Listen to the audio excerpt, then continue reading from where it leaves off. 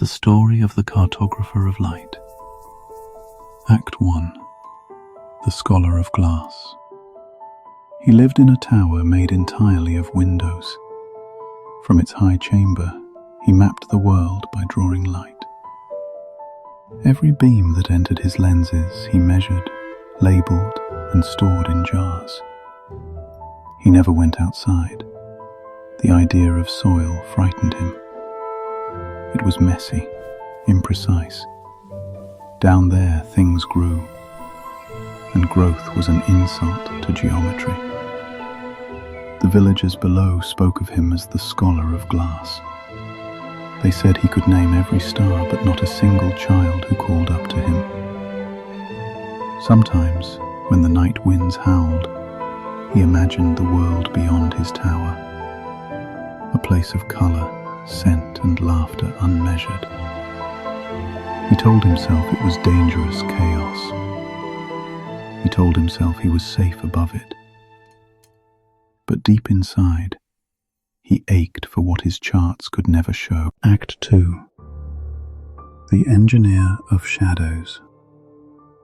One day a stranger arrived, a man of stone eyes and metal hands. He climbed the tower, carrying a device that hummed with a cold blue light. "I've come to perfect your maps," said the stranger. "With my machine, light will never change.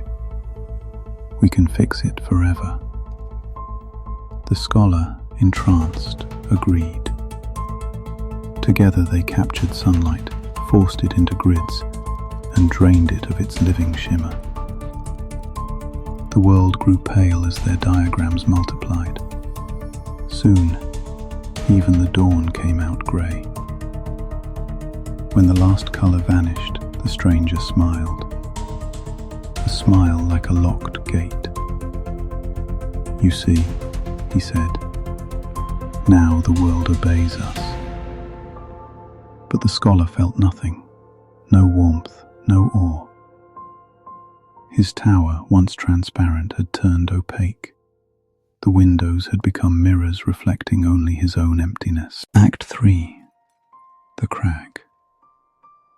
On the day the machine broke the last wild ray of sunlight, a small bird struck the glass and fell. The scholar ran down the spiraling stairs for the first time in years. He found the bird trembling, one wing bent, eyes still bright. Without thinking, he pressed it to his chest. It was such a small warmth, fragile, fluttering. He wept for the first time. His tears streaked the dust and ash on the floor, forming tiny, luminous rivers. And in that moment, every jar of captured light shattered. Sunbeams burst from their prisons, flooding the tower in living colour. The stranger of metal hands vanished into smoke. The scholar knelt among the shards, the bird in his palms, and whispered, "I have been wrong. Light cannot be owned. It must be loved." Act 4. The Impeccable Word.